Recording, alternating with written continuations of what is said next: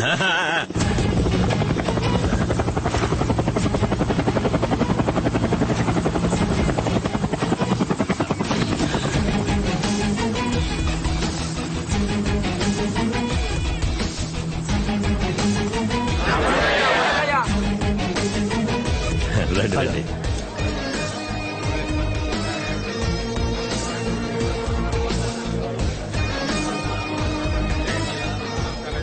What happened?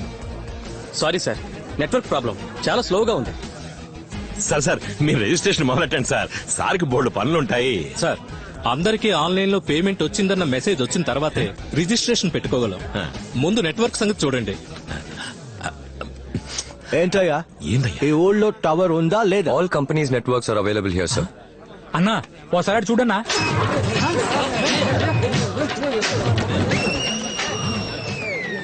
Seema Raja నట్టుల్ని పీకేశాడు. ఏంటి ప్రాబ్లం?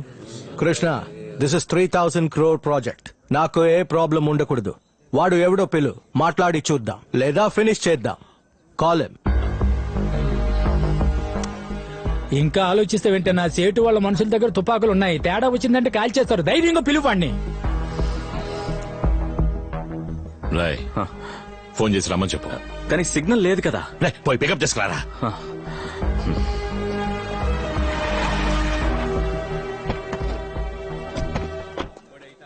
ఏ రాళ్ళు రాలేదా?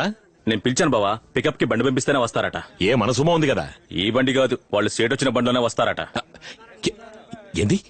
హెలికాప్టరా? అవును బావా.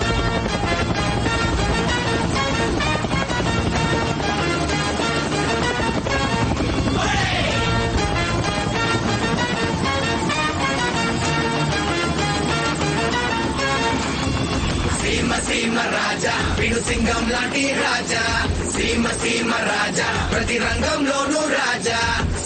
సీమ రాజా వీడు సింగం లాంటి రాజా. సీమ రాజా ప్రతి రంగంలోనూ రాజా. హలో, ఏంటి మ్యాన్? నీ ఏరియా డెవలప్ అవడం నీకు ఇష్టం లేదా? ఏ ప్లాన్ వచ్చినా ఏపీలో ప్రాబ్లం చేస్తారా? మీరెందుకు మ్యాన్ ప్రాబ్లం వచ్చే ప్లాన్ ని ఏపీకి తీసుకొస్తారు? ఆ రోజు మీ నాన్న చడ్డుపట్టారు, ఈ రోజు మీరు చడ్డుపడుతున్నారు. మీకు ఇంకేం పని పట్టలేదా? ఈ ఊరికి మంచి జరగడం మీకు ఇష్టం లేదా? ఎకరానికి 5 లక్షలు మీరు ఇస్తారా? గంజి తాగడానికి దిక్కులని జమీందారులు వీళ్ళు మీకు డబ్బులు ఇస్తారా? ఆపరా, ఎవర్రా గంజికి దిక్కులేని? ఏం జరిగినా సరే నా ప్రాణాలే పోయినా ఈ వ్యవసాయ భూములను అమ్మడానికి నేను ఒప్పుకోను. రే తప్పకుండా అమ్ముకోకుండా ఏం చేయమంటావా? జీవితాంతం మమ్మల్ని వ్యవసాయం చేయమంటావా?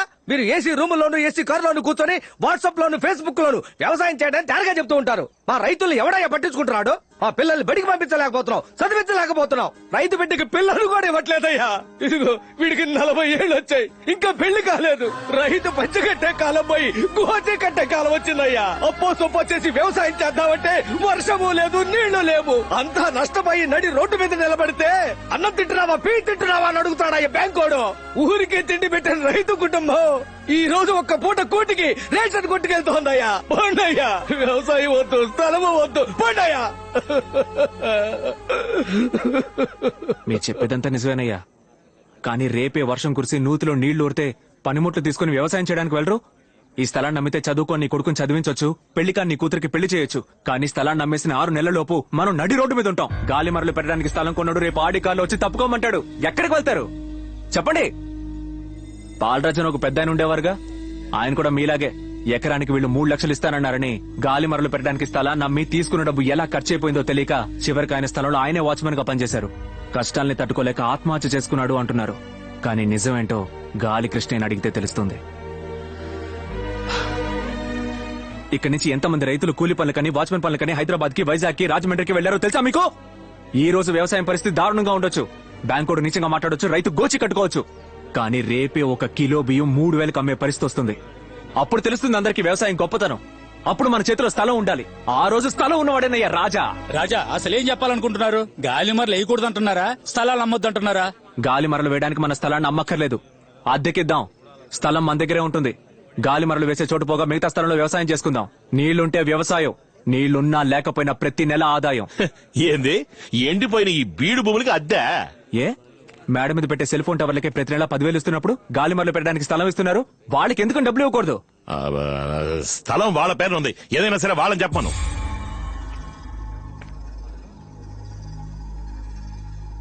రాజా, వీళ్లతో మాట్లాడి ప్రయోజనం లేదు, రండి మనం రాజకీయాలకు వెళ్ళిపోదాం. రాజా ఒక్క నిమిషం, అద్దె డబ్బులు ఎలా ఇస్తారు? క్యాష్ గానా చెక్కు గానా? రాజా జిఎస్టీ పట్టుకుంటారా? ఎందుకు పనికిరాని ఈ జమీందారు కుటుంబం మీకు అద్దెప్పిస్తుందా? కొండయ్యా బస్ కృష్ణ, ఆర్ యూ ఫ్రమ్ జమీన్ family? Yes, Seemaraja, Raja of Simhadripuram. చెప్పనవడు. I'm Nitin Mehta, Raja of Udaipur. I see that you're helping the farmers. I'll support you. ఇక్కడ windmill సెట్ చేయడమే మా కాన్సెప్ట్. స్థలాన్ని కొనుక్కోవడం కాదు, బ్యాంకుకి కట్టే ఇంట్రెస్ట్ ని మీకు రెంట్ గా ఇచ్చేస్తాం. We are happy. I accept the deal. Come. Okay. Sir నేను చెప్పేది కదా సార్. అందరి అగ్రిమెంట్స్ రెడీ అయ్యాక కాల్ మీ. ఓకే. ఏందిరా ఆ ఊరు రాజు ఈ ఊరు రాజు ఏకమైపోతే నేను నోట్లో ఏలట్టుకు వెళ్ళిపోతాను అనుకున్నారా? రేయ్, మీ అందరి డాక్యుమెంట్లు నా దగ్గర ఉన్నాయి, నాతో వచ్చేవాళ్ళు రండి. ఏమంటారు?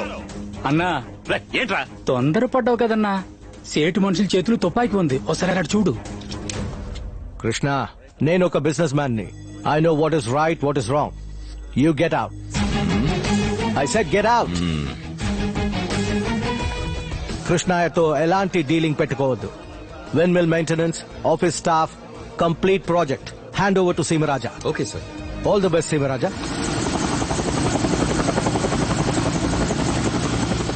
హలో మాంసం కొట్టు కృష్ణయ్య, 8 ఏళ్లుగా రాజమర్యాదలు చేయనివ్వకుండా జాతర జరగకుండా ఆపావు. ఎల్లుండి జరగబోయే జాతరని నువ్వు కాదు, ఏ తోపుగాడు ఆపలేడు. ఇంతవరకు నన్ను సీమరాజాగానే చూసావు, ఇకపై నరసింహరాయ వారసుడిగా చూడబోతున్నావు.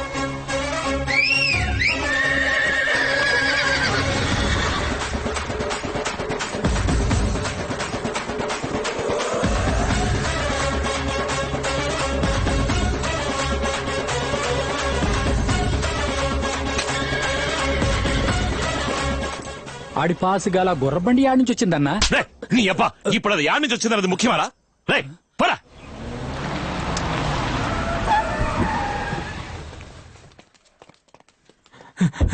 అయ్యా, సీమరాజు వచ్చి అమ్మాయి గారిని ఎత్తుకుపోయాడయ్యా.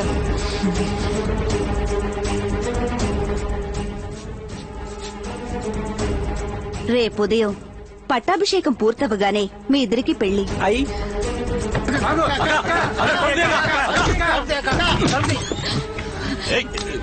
ఏయ్, హరీశ్వరి, ఎవరు? రా. ఏరా, నేనేం తప్పు చేశాను?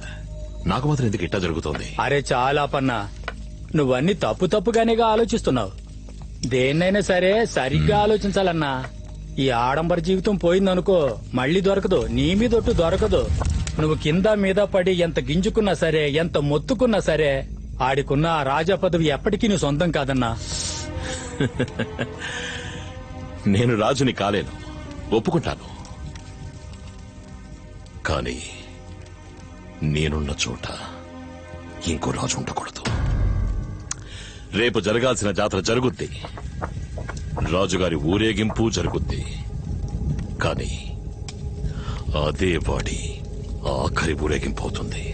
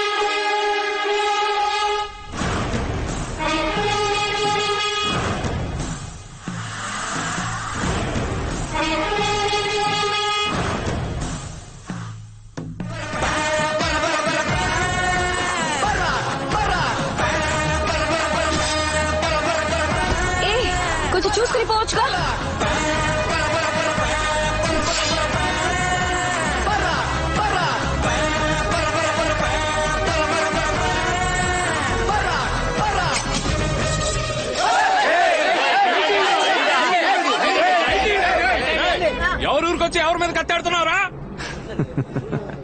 8 ఏళ్లుగా జాతర జరగకపోయినా ఈ ఊరోడెవరో పొరుగురోడెవరో తెలియకుండా పోతుందా?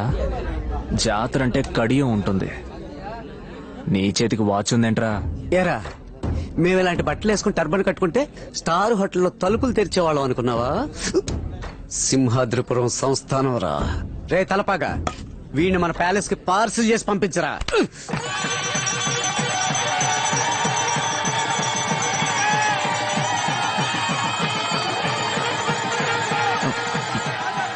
లెక్కలు లక్ష్మి ఎక్కడా?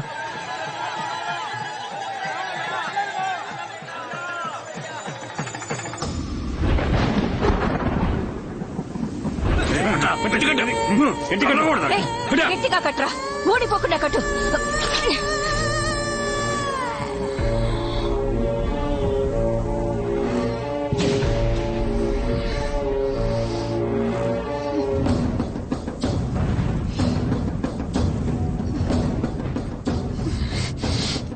ఏందే కూతురు మీద ప్రేమ పొంగుతోందా?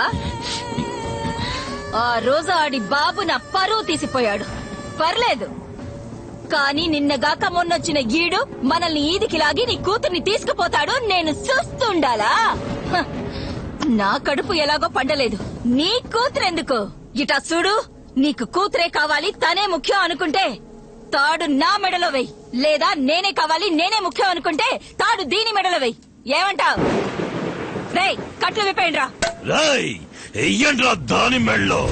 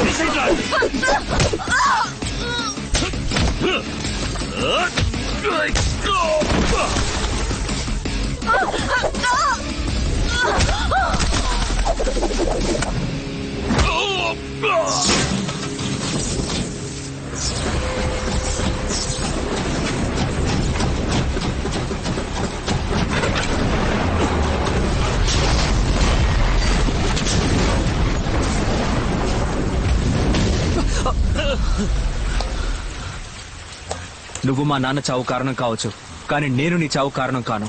కన్న తండ్రిని చంపేసి కూతుర్ని పెళ్లి చేసుకునే పరంపర కాదురా నాది. బతకడానికి మిత్రుడు ఎంత ముఖ్యమో శత్రువు కూడా అంతే ముఖ్యం. అప్పుడే గెలవాలనే కసి అనుక్షణం లోపలుంటుంది. ఇంకెప్పుడు తను నీ కూతురని చెప్పుకోకు.